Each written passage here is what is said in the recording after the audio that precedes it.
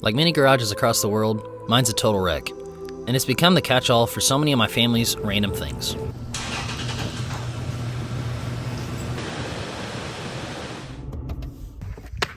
Alright, so since my garage is in such a sad state, let's haul off some of the scrap metals I've been hoarding for a while.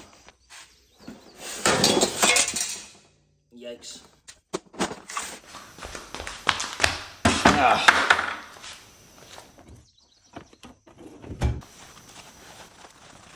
So let's break down exactly what was in each one of the 4 buckets. In the first bucket, it was just a bunch of wire that was dirty, so it was going to be considered number 2. I pulled some of it off of an old truck, or it was just some old wire that I'd cut up and stripped. The next bucket had some copper sheeting in it, as well as some other copper that I was kind of on the verge of being number 1 or number 2 about. It was just full of a bunch of random stuff that I found. Had these copper bars, which I didn't scrap. I also didn't scrap this copper cylinder. I thought it was cool and I still wanted to keep it. Bucket 3, that is my Bear Bright wire. That's the best stuff that you can get your hands on, and that's going to give you the highest price, so I decided to put it in its own bucket to make sure I was going to get the best price for it. Pretty good looking stuff. Wish I had more of it. And then my last bucket, bucket number 4, that was where I put all of the brass that I'd found. Starting with these copper hoses, and then a bunch of just random pieces that I had collected and found over pretty much like the past year. It had these 3 brass wheels in it. I've had them for a while and I didn't want to get rid of them, so I decided to throw those to the side. But everything else I put back in the buckets and decided to load up. And this was only the beginning of the stuff that I had to get, so let's break out the wire stripper and get some more stuff made up. But first off, I gotta brag on this cart that I got from an online auction. I got it from an optometry center, and I think I paid like $5 for it, I can't really remember. But it's got this little pedal on the bottom. And whenever you press it, it allows the tabletop to be able to go up and down, which allows you to have a different sized work height. It's pretty useful. So having the wheels is great. It allows me to move it in different locations. And being able to work at different heights, that's just an added bonus.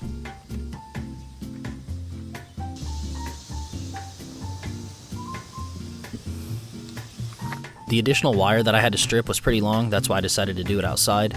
But all I had to do with my strip meister was cut off a small piece and get everything set up with the right tension. And once I had all my settings made the way I wanted, I was off to the races. This strip meister E1000 made short work of this wire, and if you guys would like one, there's a link in my bio. Holy crap, this heat wave is nuts. Alright, let's see what we got here. Half of this stuff I just stripped is going to be more of... the camera is like kind of like tarnished. So I got a good little pile of that. Then I got a decent also little pile of some Bear Bright, but my yard just calls it number 1 and gives the same price as Bear Bright. So let's get this loaded up. All said and done, 55-gallon bag of cans that I got from work. I got some wire that I don't want to strip because I don't have time. I got my brass bucket and also some deprimed clean brass. I also have my bucket of number 2, another bucket of what I believe is going to be number 2. I also have my bucket of Bear Bright and my little pile of Bear Bright. Alright, we got everything loaded. I'm about to have a heat stroke. I'm going to go inside, grab a drink of water, go down to the store, get a Red Bull. Then I'm heading to the recycling center. Let's see what we get for all this. And I almost ran it over in my truck, but I forgot that stuff that I just stripped. So after I grabbed that, then I was officially off to the scrap yard. Alright, at the spot here. Alright, let's see what we're going to get. I am back and showered for my scrapping escapade. The beginning of this printout here was running out of ink for some reason, but it gets better as we go along, so don't worry. So let's go over some prices. Copper number 2 ended up having 20 pounds total at $2.35, so making my total payout $47. I had some copper sheets, which was in one of the buckets.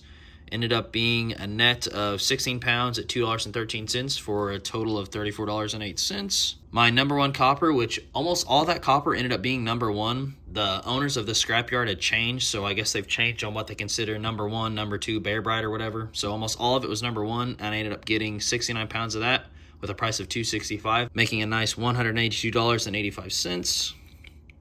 The aluminum cans ended up having 11 pounds of those at 44 cents for $4.84. Woohoo. The yellow brass ended up being 45 pounds of that at a price of $1.33, so $59.85 of that. The insulated wire that I didn't want to strip ended up having 30 pounds of that at $1.44, so that was pretty decent at $43.20 with a grand total $371.82. I guess prices appear to be still holding steady. If it were me and I had a bunch more scrap, I would be liquidating it right now. Not really sure what's going on in the economy, but prices are still pretty good, if not going up a little bit. I'm going to be taking my $371.82 and investing it in some XRP, which is a cryptocurrency. That is not financial advice. That's just what I'm going to do with it. If you guys enjoyed the video, give it a like and subscribe to the channel. God bless, and as always, have a good one.